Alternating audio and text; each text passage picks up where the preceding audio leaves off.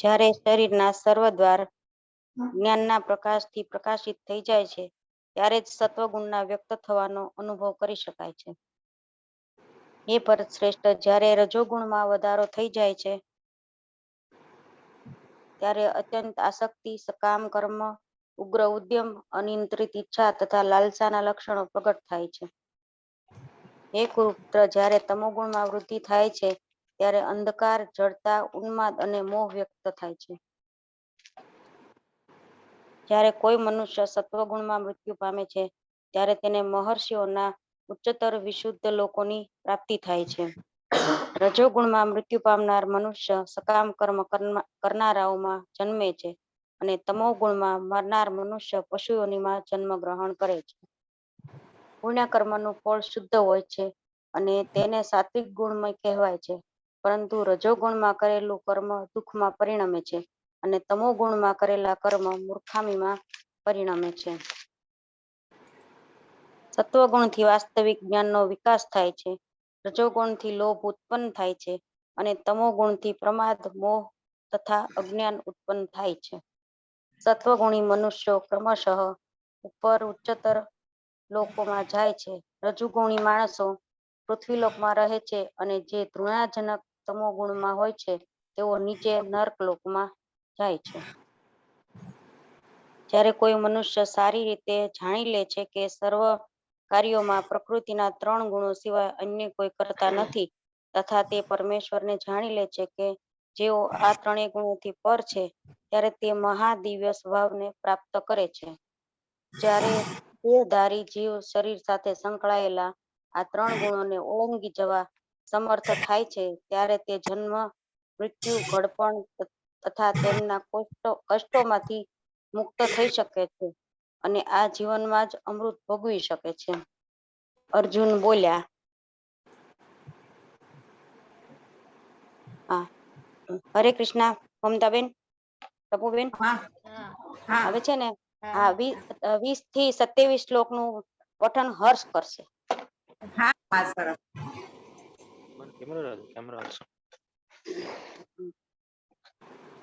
અર્જુને પૂછ્યું, હે મારા પ્રિય પ્રભુ, જે મનુષ્ય આ 3 ગુણોથી પર થયેલો છે તેને કયા લક્ષણો વડે જાણી શકાય છે? તેનું આચરણ કેવું હોય છે અને તે પ્રકૃતિના ગુણોને કેવી રીતે ઓળંગી જાય છે? પૂર્ણ પુરુષોત્તમ પરમેશ્વર બોલ્યા, હે પાંડુપુત્ર, જે મનુષ્ય પ્રકાશ, આસક્તિ તથા મોહ ઉપસ્થિત હોય ત્યારે તેમની ઘૃણા કરતો નથી કે તે ન હોય ત્યારે તેમની આકાંક્ષા રાખતો નથી, જે ભૌતિક ગુણોની આ સર્વ પ્રતિક્રિયાઓ પ્રત્યે નિશ્ચલ તથા અવિચલિત રહે છે અને કેવળ ગુણો જ ક્રિયાશીલ હોય છે, એમ જાણીને તટસ્થ તથા ગુણાતીત રહે છે, જે પોતાની અંદર સ્થિત હોય છે અને સુખ તથા દુઃખને સમાન માને છે, જે માટીના ઢેફાને, પથ્થરને તથા સોનાની લગડીને સમાન દ્રષ્ટિથી દેખે છે, જે અનુકૂળ તથા પ્રતિકૂળ પ્રતિ સમાન રહે છે, જે ધીર છે તથા પ્રશંસાને બદનામીમાં માન તથા અપમાન સમાવ ભાવે રહે છે, જે શત્રુ તથા મિત્ર પ્રતિ સમાન વ્યવહાર કરે છે અને જેણે સર્વ દુન્યવી કાર્યોના પરિત્યાગ કર્યો છે, આવા મનુષ્યને પ્રકૃતિના ગુણોથી પર માનવો જોઈએ. જે મનુષ્ય સર્વ સંજોગોમાં ચૂક્યા વગર મારી અવિચળ ભક્તિમાં પુરવાયેલો રહે છે, તે તરત જ ભૌતિક પ્રકૃતિના ગુણોમાં ઓળંગી જાય છે અને તે રીતે બ્રહ્મપદ સુધી પહોંચી જાય છે. અને હું જ તે નિર્વિશેષ બ્રહ્માનો આશ્ચર્ય કરું છું કે અંતર્ય અવિનાશી તથા સનાતન છે અને અંતિમ સુખની સ્વાભાવિક સ્થિતિ છે. આ પ્રમાણે શ્રીમદ ભગવદ્ ગીતાના પ્રકૃતિના 3 ગુણ એ નામના 14મા અધ્યાય પરના ભક્તિ વેદાંત ભાવાર્થનો પૂર્ણ થાય છે. હરે કૃષ્ણ. હરે કૃષ્ણ, હરે કૃષ્ણ, કૃષ્ણ કૃષ્ણ હરે હરે રામ. કાકા 15મો અધ્યાય. હરે કૃષ્ણ. અધ્યાય 15 પુરુષોત્તમ યોગ. શ્રી ભગવાન વાચ્ય. પૂર્ણ પુરુષોત્તમ પરમેશ્વર બોલ્યા, એમ કહેવાય છે કે એક શાશ્વત અશ્વત્થ વૃક્ષ છે, જેના મૂળ ઉપરની તરફ અને શાખાઓ નીચેની તરફ છે, તથા તેના પાંદડા વેદ મંત્રો છે. જે મનુષ્ય આ વૃક્ષને જાણે છે તે વેદોનો જ્ઞાતા છે. આ વૃક્ષની શાખાઓ ઉપર તથા નીચે પ્રસરેલી છે અને પ્રકૃતિના 3 ગુણો દ્વારા પોષણ પામે છે. તેની ડાળખીઓ ઇન્દ્રિયોના વિષયો છે. આ વૃક્ષના મૂળ નીચે પણ જાય છે અને તે માનવ સમાજના સકામ કર્મોથી બંધાયેલા છે. આ વૃક્ષના વાસ્તવિક સ્વરૂપની અનુભૂતિ આ જગતમાં કરી શકાતી નથી. કોઈ પણ એ સમજી શકતું નથી કે આનો આદિ ક્યાં છે, અંત ક્યાં છે અને આધાર ક્યાં છે. પરંતુ મનુષ્ય આ સુદ્રઢ મૂળવાળા વૃક્ષને વિરક્તિના શસ્ત્ર વડે નિશ્ચયપૂર્વક કાપી નાખવું જોઈએ. ત્યાર પછી તેણે એવા સ્થાનની શોધ કરવી જોઈએ કે જ્યાં ગયા પછી પાછા આવવાનું રહે નહીં, ને ત્યાં તેણે પૂર્ણ પુરુષોત્તમ પરમેશ્વરનું શરણ લેવું જોઈએ કે જેમનાથી અનાદિકાળથી દરેક વસ્તુનો આરંભ થાય છે તેમજ વિસ્તાર પણ થાય છે.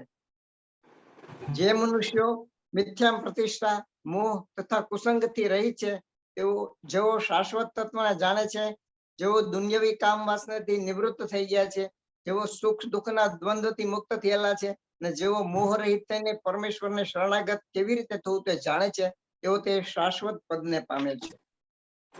મારું તે પરમધામ ન તો સૂર્ય કે ચંદ્ર દ્વારા પ્રકાશિત થાય છે અને ન તો અગ્નિ કે વીજળી દ્વારા. જે મનુષ્યો ત્યાં પહોંચી જાય છે તેઓ આ ભૌતિક જગતમાં કદી પાછા ફરી કદી આવતા નથી.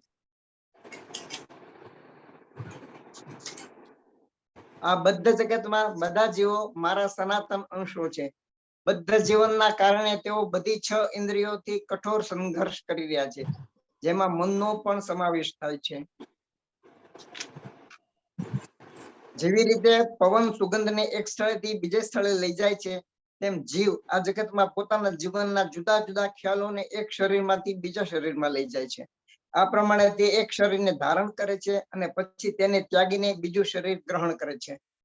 આ પ્રમાણે જીવ બીજું સ્થૂળ શરીર ધારણ કરીને અમુક પ્રકારના કાન, આંખ, જીભ, નાક અને સ્પર્શેન્દ્રિય ત્વચા પ્રાપ્ત કરે છે કે જે મનની આસપાસ જૂથમાં એકત્ર હોય છે. એ રીતે તે ઇન્દ્રિય વિષયોના એક વિશિષ્ટ સમૂહને ભોગવે છે. મૂર્ખ મનુષ્યો સમજી શકતા નથી કે જીવ પોતાના શરીરને કેવી રીતે છોડી દે છે, તેમજ તે એ પણ સમજી શકતા નથી કે પ્રકૃતિના ગુણોના પ્રભાવ હેઠળ તેઓ કેવા પ્રકારનું શરીર ભોગવે છે. પરંતુ જેની આંખો જ્ઞાનથી કેળવાયેલી હોય છે તે આ સર્વ જોઈ શકે છે. આત્મ સાક્ષાત્કારમાં સ્થિત થયેલા પ્રયત્નશીલ અધ્યાત્મવાદીઓ આ બધું સ્પષ્ટ રીતે જોઈ શકે છે, પરંતુ જેમના મન વિકસિત થયેલા નથી અને જેઓ આત્મ સાક્ષાત્કારમાં સ્થિત થયેલા નથી, તેઓ પ્રયત્ન કરવા છતાં જોઈ શકતા નથી કે શું થઈ રહ્યું છે. સૂર્યનું તેજ કે જે આ સમગ્ર જગતના અંધકારને દૂર કરે છે તે મારામાંથી આવે છે, અને ચંદ્રનું તેજ તથા અગ્નિમાનું તેજ પણ મારામાંથી જ ઉત્પન્ન થયેલ છે. હું દરેક ગ્રહમાં પ્રવેશ કરું છું અને મારી શક્તિથી જ તેઓ પોતાની કક્ષામાં રહે છે. ચંદ્ર થઈને હું જ સગળી વનસ્પતિઓનો જીવન રસ પ્રદાન કરું છું. હું જીવ માત્રના શરીરમાં જઠરાગ્નિ વૈશ્વાનર છું અને શ્વાસ પ્રશ્વાસમાં રહીને 4 પ્રકારના અન્નનું પાચન કરું છું. હું દરેક જીવના હૃદયમાં રહેલો છું અને મારાથી જ સ્મૃતિ, જ્ઞાન અને વિસ્મૃતિ આવે છે. સર્વ વેદો દ્વારા જાણવા યોગ્ય હું જ છું. નિસ્સંદેહ હું જ વેદાંતનું સંકલન કરતા છું અને સર્વ વેદોનો જ્ઞાતા પણ હું જ છું. જીવના 2 પ્રકાર છે, ચ્યુત અને અચ્યુત. ભૌતિક જગતમાં પ્રત્યેક જીવ ચ્યુત પતનશીલ હોય છે અને આધ્યાત્મિક જગતમાં પ્રત્યેક જીવ અચ્યુત કહેવાય છે. આ બંને ઉપરાંત એક પરમ પુરુષ પરમાત્મા છે, જેઓ સાક્ષાત અવિનાશી ભગવાન છે અને જેઓ ત્રણેય લોકમાં પ્રવેશ કરીને તે સર્વનું પાલન કરી રહ્યા છે. હું ક્ષર તથા અક્ષર બેઉથી પર છું અને હું સર્વોત્તમ છું. તે કારણે હું આ જગતમાં તથા વેદોમાં પરમ પુરુષ તરીકે પ્રખ્યાત છું. જે કોઈ મનુષ્ય સંશય રહિત થઈને મને પૂર્ણ પુરુષોત્તમ પરમેશ્વર તરીકે જાણે છે તે બધું જાણનારો છે. માટે હે ભરતપુત્ર, તે મનુષ્ય મારી પૂર્ણ ભક્તિમાં પુરવાઈ જાય છે.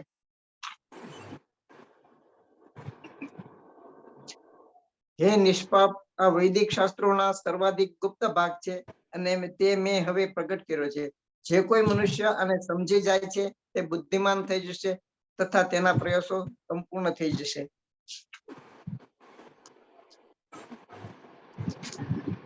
હા, આમ શ્રીમદ ભગવદ ગીતાના હે નિષ્પાપ, આ વૈદિક શાસ્ત્રોનો સર્વાધિક ગુપ્ત ભાગ છે તે મેં હવે પ્રગટ કર્યો છે. જે કોઈ મનુષ્ય આને સમજી જાય છે તે બુદ્ધિમાન થઈ જશે અને તેના પ્રયાસો સંપૂર્ણ થઈ જશે. આમ શ્રીમદ ભગવાનના પુરુષોત્તમ યોગ નામના 15મા અધ્યાય પરના ભક્તિ વેદાંત ભાવાર્થો પૂર્ણ થાય છે. શ્રી કૃષ્ણાર્પણમસ્તુ. હરે કૃષ્ણ કૃષ્ણ કૃષ્ણ હરે હરે, હરે રામ રામ રામ હરે. શ્રી કૃષ્ણાર્પણમસ્તુ. થેન્ક યુ કાકા. અધ્યાય 16 કાર્તિકેય.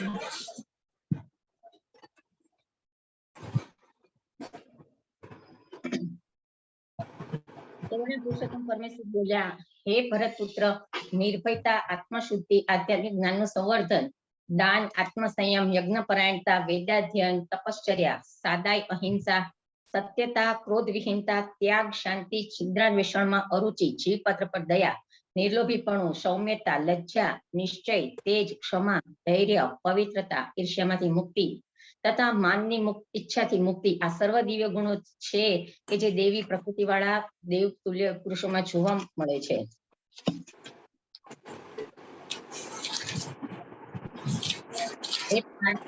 દંભ, દર્પ, અભિમાન, ક્રોધ, કઠોરતા તથા અજ્ઞાન આ આસુરી પ્રકૃતિ વાળા માણસોના ગુણો છે. દિવ્ય ગુણો મોક્ષ તરફ લઈ જનારા હોય છે અને આસુરી ગુણો બંધનકારક હોય છે. હે પાંડુ પુત્ર, તું ચિંતા કરીશ નહીં, કારણ કે તું દિવ્ય ગુણો સાથે જન્મેલો છે.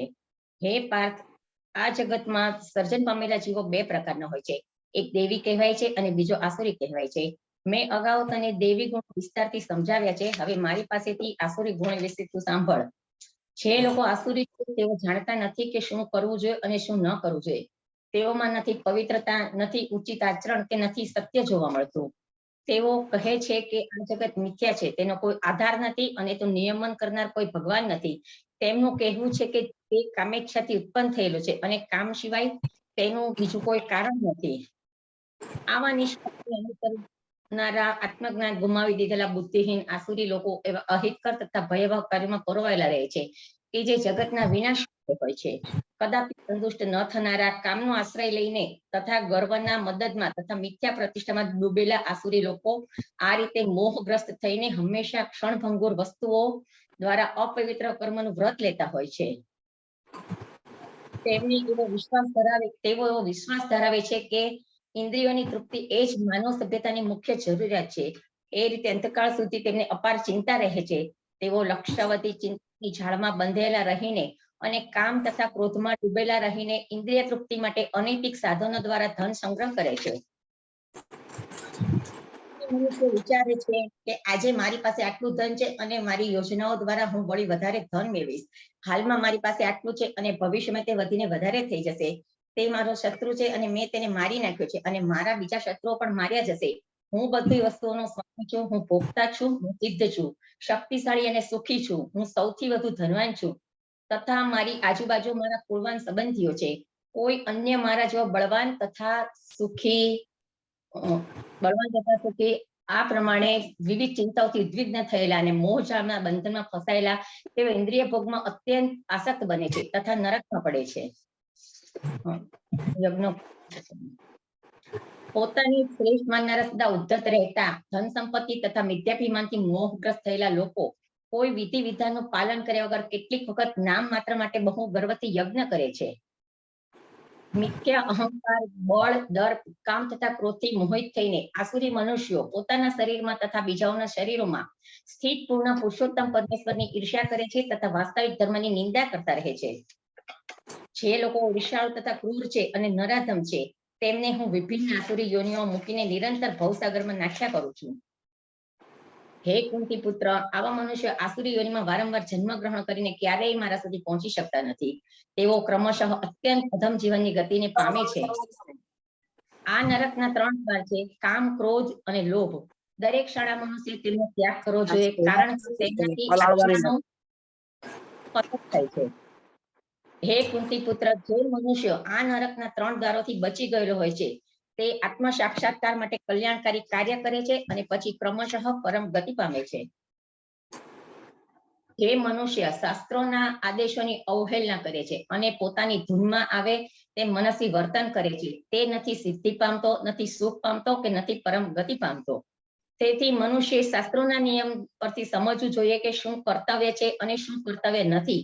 આવા નિયમો અને નિયંત્રણો જાણીને મનુષ્ય એવી રીતે કર્મ કરવું જોઈએ કે જેથી તે ક્રમે ક્રમે ઉન્નતિ પામી શકે. આ પ્રમાણે શ્રીમદ ભગવદ ગીતાના દેવી તથા આસુરી સ્વભાવ એ નામના 16મા અધ્યાય પરના ભક્તિવેદાંત ભાવાર્થ પૂર્ણ થાય છે. હરે કૃષ્ણ હરે કૃષ્ણ હરે કૃષ્ણ કૃષ્ણ હરે હરે રામ રામ રામ હરે હરે. હરે થેન્ક યુ. કૃષ્ણ. અધ્યાય 17 મોના. અધ્યાય 17 શ્રદ્ધાના વિભાગો. અર્જુને કહ્યું, હે કૃષ્ણ, જે લોકો શાસ્ત્રોના નિયમોનું પાલન નહીં કરીને પોતાની કલ્પના પ્રમાણે પૂજા કરે છે તેમની સ્થિતિ કઈ છે? તેઓ સત્વગુણી છે, રજોગુણી છે કે તમોગુણી છે? પૂર્ણ પુરુષોત્તમ પરમેશ્વરે કહ્યું, દેહધારી જીવ દ્વારા પ્રાપ્ત કરાયેલા પ્રકૃતિના ગુણો પ્રમાણે તેની શ્રદ્ધા 3 પ્રકારની હોઈ શકે છે: સત્વગુણી, રજોગુણી તથા તમોગુણી. હવે આ વિશે મારી પાસેથી સાંભળ. હે ભરત પુત્ર, પ્રકૃતિના વિભિન્ન ગુણો હેઠળ મનુષ્યના અસ્તિત્વ પ્રમાણે તે એક વિશેષ પ્રકારની શ્રદ્ધા વિકસિત કરે છે.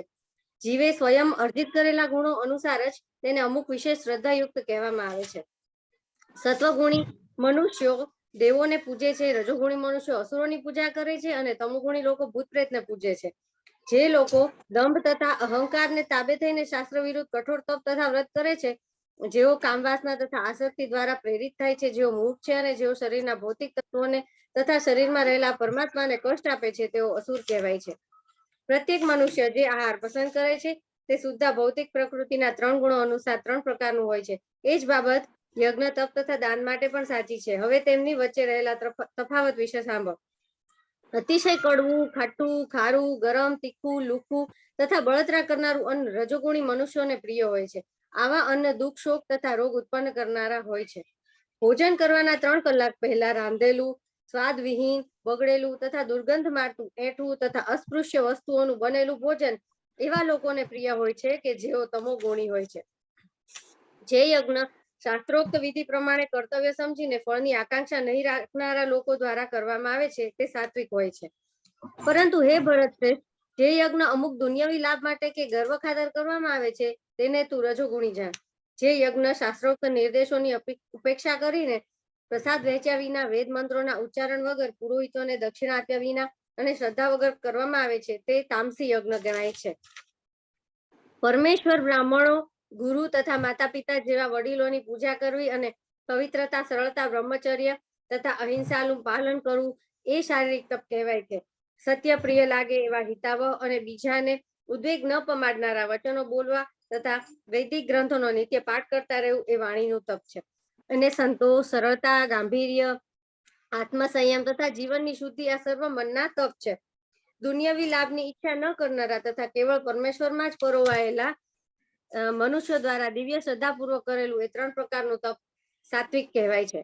જે તપ દંભપૂર્વક તથા સત્કાર, સન્માન તેમજ પૂજા પામવા માટે કરવામાં આવે છે તે રાજસી રજોગુણી કહેવાય છે. તે ચંચળ તથા અશાશ્વત હોય છે. વશ થઈ આત્મ ઉત્પીડન માટે અથવા બીજાઓનો વિનાશ કરવા કે હાનિ પહોંચાડવા માટે જે તપ કરવામાં આવે છે તે તમોગુણ વાળું હોય છે. જે દાન કર્તવ્ય સમજીને કોઈ બદલાની આશા વિના યોગ્ય સ્થાને તથા સમયે અને સુપાત્ર વ્યક્તિને અપાય છે તે સાત્વિક દાન ગણાય છે. પરંતુ જે દાન અમુક બદલાની અપેક્ષાથી અથવા કર્મફળની ઈચ્છાથી અથવા તો નામરજી પૂર્વક અપાય છે તો તે રજોગુણી દાન કહેવાય છે. અને જે દાન ગમે તેવી અપવિત્ર જગ્યાએ, અનુચિત સમયે, કોઈ કુપાત્ર માણસને અથવા પૂરતું ધ્યાન તથા આદર આપ્યા વિના અપાય છે તો તે તામસી કહેવાય છે. સર્જનની શરૂઆતથી ઓમ તત્સત આ 3 શબ્દો પરમ સત્યનો નિર્દેશ કરવા માટે પ્રયુક્ત કરાતા રહ્યા છે. આ 3 પ્રતિકાત્મક અભિવ્યક્તિઓ બ્રાહ્મણો દ્વારા વૈદિક મંત્રોનું ઉચ્ચારણ કરતી વખતે તથા બ્રહ્મને સંતુષ્ટ કરવા માટે યજ્ઞો કરતી વખતે પ્રયોજવામાં આવતી હતી. માટે બ્રહ્મની માટે યોગીજનો શાસ્ત્રોક્ત વિધિ પ્રમાણે યજ્ઞ, દાન તથા તપની સર્વ ક્રિયાઓનો શુભારંભ હંમેશા ઓમકારથી કરે છે. મનુષ્ય કર્મફળની ઈચ્છા રાખ્યા વિના વિવિધ પ્રકારના યજ્ઞ, તપ તથા દાન તત શબ્દને કહીને કરવા જોઈએ. આવા દિવ્ય કાર્યોનો ઉદ્દેશ્ય ભવબંધનમાંથી મુક્તિ પામવાનો હોય છે. પરમ સત્ય એ ભક્તિમય યજ્ઞનું લક્ષ્ય છે અને તેને સત શબ્દથી સૂચિત કરવામાં આવે છે.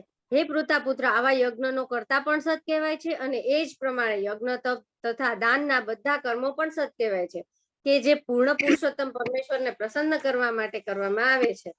હે પાર્થ, પરમેશ્વરના શ્રદ્ધા વગર યજ્ઞ, દાન કે તપ રૂપે જે કંઈ કરવામાં આવે છે તે ક્ષણભંગુર હોય છે તે અસત કહેવાય છે. આ અસત આ તેમજ આગામી જન્મ બંનેમાં વ્યર્થ જાય છે. આ પ્રમાણે શ્રીમદ ભગવદ્ ગીતાના શ્રદ્ધાના વિભાગો એ નામના 17મા અધ્યાય સંપૂર્ણ થાય છે. શ્રીલ પ્રભુપાદ કી જય. હરે કૃષ્ણ કૃષ્ણ કૃષ્ણ હરે હરે, હરે રામ રામ રામ હરે હરે. જય. Thank you. હરે કૃષ્ણ. અધ્યાય 18 બધાનો ધન્યવાદ. બધા બહુ શાંતિથી બેઠા છે. उपसंहार संन्यास की सिद्धि। अर्जुन ने कहा, हे महाबाहु, मैं त्याग का उद्देश्य जानने का इच्छुक हूँ, और हे केशी निषूदन, हे ऋषिकेश, मैं त्यागमय जीवन का उद्देश्य जानना चाहता हूँ।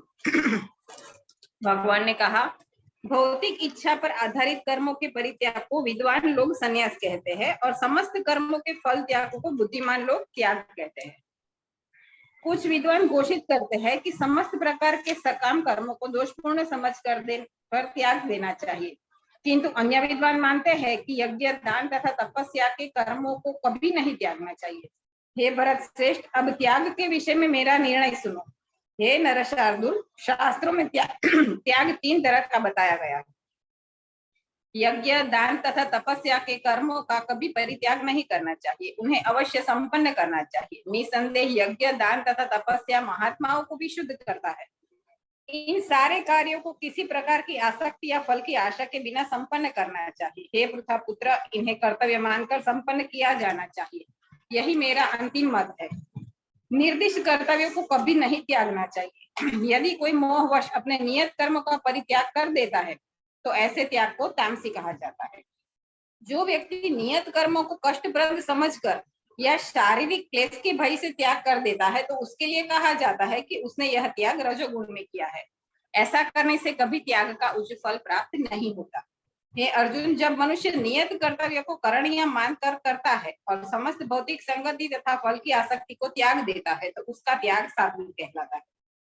सतोगुण में स्थित बुद्धिमानी त्यागी, जो न तो अशुभ कर्म से गुणा करता है और न ही शुभ कर्म से लिप्त होता है, वह कर्म के विषय में कोई संशय नहीं रखता। निसंदेह किसी भी देहधारी प्राणी के लिए समस्त कर्मों का परित्याग कर पाना असंभव है, लेकिन जो कर्म फल का परित्याग करता है वह वास्तव में त्यागी कहलाता है। जो त्यागी नहीं है उसके लिए इच्छित, अनिच्छित या मिश्रित ये 3 प्रकार के कर्म फल मृत्यु के बाद मिलते हैं, लेकिन जो सन्यासी है उन्हें ऐसे फल का सुख दुख नहीं भोगना पड़ता। हे महाबाहो अर्जुन, वेदांत के अनुसार समस्त कर्म की पूर्ति के लिए 5 कारण है। अब तुम्हें इन्हीं मुझसे सुनो। कर्म का स्थान शरीर, कर्ता विभिन्न इंद्रिया, अनेक प्रकार की चेष्टाएं तथा परमात्मा, ये 5 कर्म के कारण है। मनुष्य अपने शरीर, मन या वाणी से जो भी उचित या अनुचित कर्म करता है वह इन 5 कारणों के फलस्वरूप होता है। अतएव जो इन 5 कारणों को न मानकर अपने आप को ही एकमात्र कर्ता मानता है वह निश्चय ही बहुत बुद्धिमान नहीं होता और वस्तुओं को सही रूप में नहीं देख सकता। जो मिथ्या अहंकार से प्रेरित नहीं है, जिसकी बुद्धि बंधी नहीं है, वह इस संसार में मनुष्य को मारता हुआ भी नहीं मरता, ना ही वह अपने कर्मों से बंधा होता है। ज्ञान, ज्ञेय तथा ज्ञाता, ये 3 कर्म को प्रेरणा देने वाला कारण है। इंद्रिया, करण, कर्म तथा कर्ता, ये 3 कर्म के संघटक है। प्रकृति के 3 गुणों के अनुसार ही ज्ञान, कर्म तथा कर्ता के 3 भेद है। अब तुम मुझसे इन्हें सुनो। जिस ज्ञान से अनंत रूपों में विभक्त सारे जीवों में एक ही अविभक्त आध्यात्मिक प्रकृति देखी जाती है, उसे ही तुम सात्विक जानो। जिस ज्ञान से कोई मनुष्य विभिन्न शरीरों में भिन्न भिन्न प्रकार का जीव देखता है उसे तुम राजसी मानो। और वह ज्ञान जिससे मनुष्य किसी एक प्रकार के कार्य बोल માસી મને બી વાંચવાની ઈચ્છા છે. હું આમ જ ખાલી 3 લાઈન જ છે ઇંગ્લિશમાં હું બોલું, પછી પાછું તમે બોલશો ખાલી 22, 23, 24, 25 4. સારું, તો હું બોલું છું, સ્ટોપ થઈ જાવ, પછી પાછા તમે હિન્દીમાં બોલી લો. સારું સારું. આપણે 21 પર છે ને, ટેક્સ્ટ 21 થી પાછું ચાલુ કરું છું. That knowledge by which a different type of living entity is seen to be dwelling in different bodies is knowledge in the mode of passion. તમે પાછું હિન્દીમાં બોલી લો. जिस ज्ञान से कोई मनुष्य विभिन्न शरीरों में भिन्न भिन्न प्रकार का जीव देखता है उसे तुम राजसी मानो। And that knowledge by which one is attached to one kind of work as all in all, without knowledge of the truth, and which is very meager, is said to be in mode of darkness. और वह ज्ञान जिससे मनुष्य किसी एक प्रकार के कार्य को जो अति तुच्छ है सब कुछ मानकर सत्य को जाने बिना उसमें लिप्त रहता है, तामसी कहा जाता है। As for actions, that action in accordance with duty, which is performed without attachment, without love or hate, by one who has renounced fruitive results, is called action in the modes of goodness. जो कर्म नियमित है और जो आसक्ति, राग या द्वेष से रहित कर्म फल की चाह के बिना किया जाता है वह सात्विक कहलाता है। But action performed with great effort by one seeking to gratify his desire and which is enacted from a sense of false ego is called action in the mode of passion. लेकिन जो कार्य अपनी इच्छा पूर्ति के निमित्त प्रयास पूर्वक एवं मिथ्या अहंकार के भाव से किया जाता है वह रजोगुणी कहा जाता है। And that action performed in ignorance and delusion without consideration of future bondage or consequences, which is inflict injury and impractical, is said to be in action in the mode of ignorance. जो कर्म मोह व शास्त्रीय आदेशों की अवहेलना करके तथा भावी बंधन की परवाह किए बिना या हिंसा अथवा अन्य को दुख पहुंचाने के लिए किया जाता है वह तामसी कहलाता है। Okay, Marcy. Yeah, thank you. हरी बोल।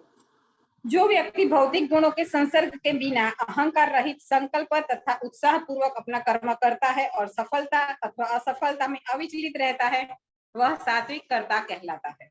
जो कर्ता कर्म तथा कर्म फल के प्रति आसक्त होकर फलों को भोग करना चाहता है तथा जो लोभी, सदैव ईर्ष्यालु, अपवित्र और सुख दुख से विचलित होने वाला है वह राजसी कहा जाता है। जो कर्ता सदा शास्त्रों के आदेशों के विरुद्ध कार्य करता रहता है, जो भौतिकतावादी, हठी, कपटी तथा अन्यों का अपमान करने में पटु है तथा जो आलसी, सदैव खिन्न तथा काम करने में दीर्घसूत्री है वो तमोगुणी कहलाता है। हे धनंजय, अब मैं प्रकृति के 3 गुणों के अनुसार तुम्हें विभिन्न प्रकार की बुद्धि तथा धृति के विषय में विस्तार से बताऊंगा, इसे तुम सुनो। हे पृथापुत्र, वह बुद्धि सतोगुणी है जिसके द्वारा मनुष्य यह जानता है कि क्या करणीय है, क्या नहीं है, किससे डरना चाहिए और किससे नहीं, क्या बांधने वाला है, कौन मुक्ति देने वाला है। हे पृथापुत्र, वो जो बुद्धि धर्म तथा अधर्म, करणीय तथा अकरणीय कर्मों में भेद नहीं कर पाती वह राजसिक है। जो बुद्धि मोह तथा अहंकार के अंधकार के वशीभूत होकर अधर्म को धर्म और धर्म को अधर्म मानती है और सदैव विपरीत दिशा में प्रयत्न करती है, ये पार्थ, यह तामसी है। हे पृथापुत्र, जो अटूट है, जिसे योगाभ्यास द्वारा अचल रहकर धारण किया जाता है और जो इस प्रकार मन, प्राण तथा इंद्रियों के कार्यकलापों को वश में रखती है वह धृति सात्विक है। लेकिन हे अर्जुन, जिस धृति से मनुष्य धर्म, अर्थ, काम और फलों के लिप्त बना रहता है वह राजसी है।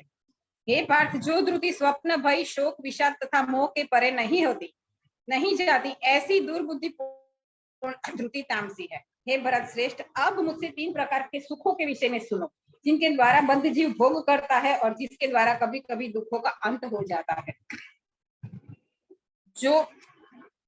जो प्रारंभ में विष जैसा लगता है लेकिन अंत में अमृत के समान है और जो मनुष्य में आत्म साक्षात्कार जगाता है वह सात्विक सुख कहलाता है।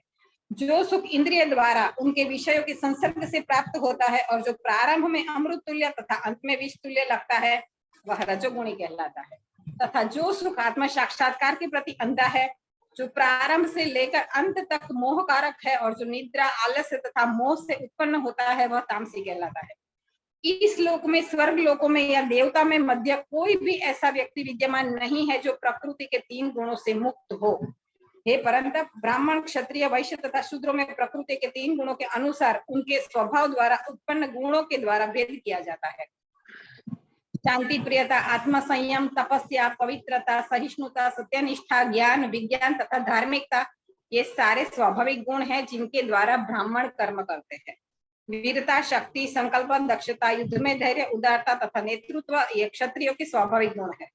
कृषि करना, गौरक्षा, व्यापार वैश्यों के स्वाभाविक कर्म है और शूद्रों का कर्म श्रम तथा अन्यों की सेवा करना है। अपने अपने कर्म के गुणों का पालन करते हुए प्रत्येक व्यक्ति सिद्ध हो सकता है। अब तुम मुझसे सुनो कि यह किस प्रकार किया जा सकता है। जो सभी प्राणियों का उद्गम है और सर्वव्यापी है, उस भगवान की उपासना करके मनुष्य अपना कर्म करते हुए पूर्णता प्राप्त कर सकता है। अपने वृत्तिपूर्वक कार्य को करना, चाहे वह कितना ही त्रुटिपूर्ण ढंग से क्यों न किया जाए, अन्य किसी के कार्य को स्वीकार करने और अच्छी प्रकार की अच्छी प्रकार करने की अपेक्षा अधिक श्रेष्ठ है। अपने स्वभाव के अनुसार निर्दिष्ट कर्म कभी भी पाप से प्रभावित नहीं होते। प्रत्येक प्रयास किसी न किसी दोष से आवृत होता है। जिस प्रकार अग्नि धुएं से आवृत रहती है, अतएव हे कुंती पुत्र, मनुष्य को चाहिए कि स्वभाव से उत्पन्न कर्म करो, भले ही वह दोषपूर्ण क्यों न हो, कभी त्यागे नहीं। जो आत्मा संयमी तथा अनासक्त है एवं जो समस्त भौतिक भोगों की परवाह नहीं करता, वह संन्यास के अभ्यास द्वारा कर्म फल से मुक्ति की सर्वोच्च सिद्ध अवस्था प्राप्त कर सकता है। हे कुंती पुत्र, जिस तरह इस सिद्धि को प्राप्त हुआ व्यक्ति परम सिद्धावस्था अर्थात ब्रह्म को, जो सर्वोच्च ज्ञान की अवस्था है, प्राप्त करता है, उसका मैं संक्षेप से तुम्हें वर्णन करूंगा, उसे तुम जानो। अपनी बुद्धि से शुद्ध होकर तथा धैर्य पूर्वक मन को वश में करते हुए इंद्रिय तृप्ति के विषयों का त्याग कर राग तथा द्वेष से मुक्त होकर जो व्यक्ति एकांत स्थान में वास करता है, जो थोड़ा खाता है, जो अपने शरीर तथा मन वाणी को वश में रखता है, जो सदैव समाधि में रहता है तथा पूर्णतया विरक्त, मिथ्या अहंकार, मिथ्या शक्ति, मिथ्या गर्व, काम, क्रोध तथा भौतिक वस्तुओं के संग्रह से मुक्त है, जो मिथ्या स्वामित्व की भावना से रहित तथा शांत है, वह निश्चय ही आत्मा साक्षात्कार के पद को प्राप्त होता है। इस प्रकार जो दिव्य पद पर स्थित है, वह तुरंत परब्रह्म का अनुभव करता है और पूर्णतया प्रसन्न हो जाता है। वह न तो कभी शोक करता है, न किसी वस्तु की कामना करता है, प्रत्येक जीव पर संभाव रखता है। उस अवस्था में वह मेरी शुद्ध भक्ति को प्राप्त करता है। केवल भक्ति से मुझ भगवान को यथारूप में जाना जा सकता है। जब मनुष्य ऐसी भक्ति से मेरे पूर्ण भावनामृत में होता है, तो वह वैकुंठ जगत में प्रवेश कर सकता है। मेरा शुद्ध भक्त मेरे संरक्षण में समस्त प्रकार के कार्य में संलग्न रहकर भी मेरी कृपा से नित्य तथा अविनाशी धाम को प्राप्त होता है। सारे कार्यों के लिए मुझ पर निर्भर रहो, मेरे संरक्षण में सदा कर्म करो। ऐसी भक्ति में मेरे प्रति पूर्णतया सचेत रहो। यदि तुम मुझसे भावना भावित होंगे, तो मेरी कृपा से तुम बद्ध जीवन के सारे अवरोधों को लांघ जाओगे। लेकिन यदि तुम मिथ्या अहंकार वश ऐसी चेतना में कर्म नहीं करोगे और मेरी बात नहीं सुनोगे, तो तुम विनष्ट हो जाओगे।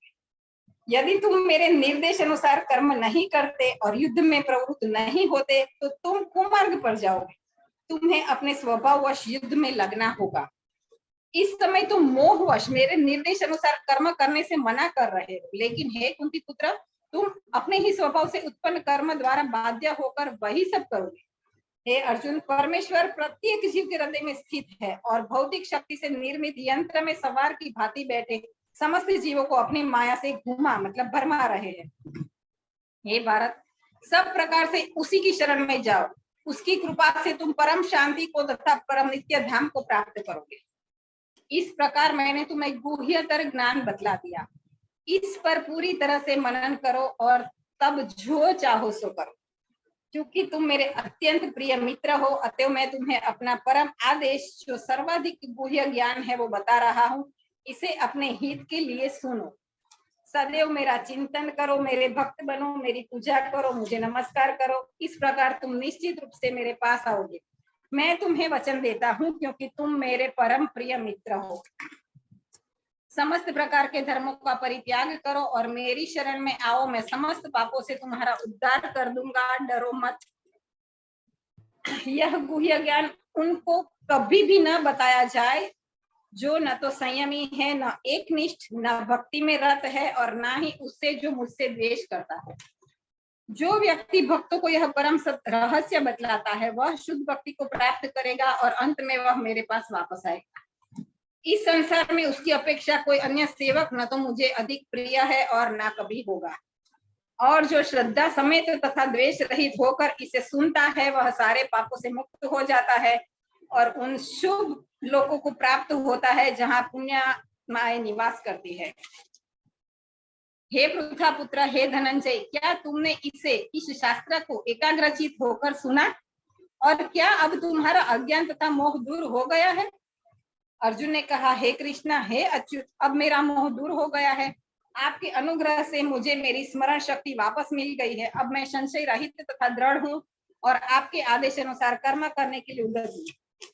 संजय ने कहा, इस प्रकार मैंने कृष्ण तथा अर्जुन इन दोनों महापुरुषों की वार्ता सुनी और यह संदेश इतना अद्भुत है कि मेरे शरीर में रोमांच हो रहा है।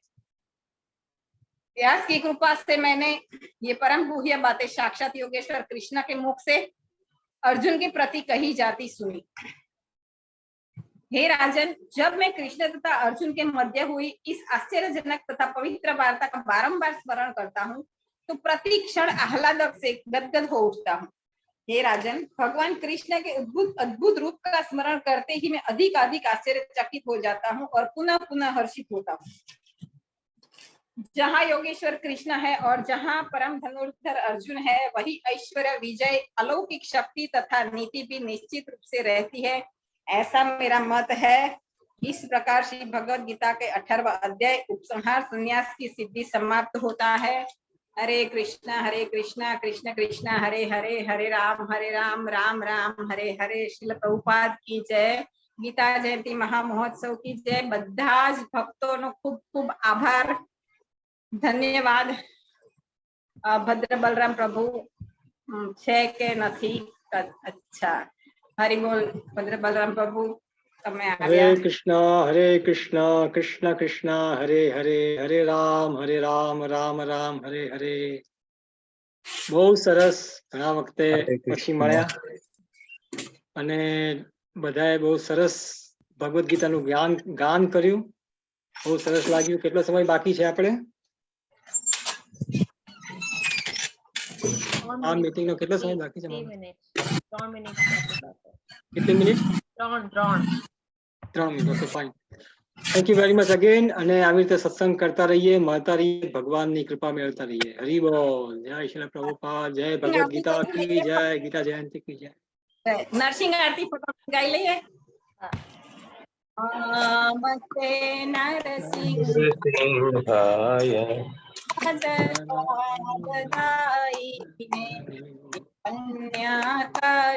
कन्याकाशीपूर्वक्षः शीलाटङ्कानखालये तो नरसिंहा परतो नरसिंहा यतो यतो यामि ततो नरसिंहा कहे नरसिंहा हृदये नरसिंहा नरसिंहमादिं शरणं प्रपद्ये तव कर कमलवरे नाथा अद्भुत श्रृंगार दलिता हिरण्यकशिपु तनुभृङ्गां केशवधृता नरहरि रूपा जय जगदीश हरे जय जगदीश हरे जय जगदीश हरे जय नरसिंह देव जय नरसिंह देव नरसिंह देव जय नरसिंह जय प्रहलाद महाराज जय प्रहलाद महाराज प्रहलाद महाराज जय प्रहलाद महाराज जय जय प्रभुपाद प्रभुपाद प्रभुपाद जय जय प्रभुपाद जय गुरुदेव गुरुदेव गुरुदेव जय निताय गौर हरि बोल हरि बोल हरि बोल निताय गौर प्रेमानंदे हरि हरि बोल।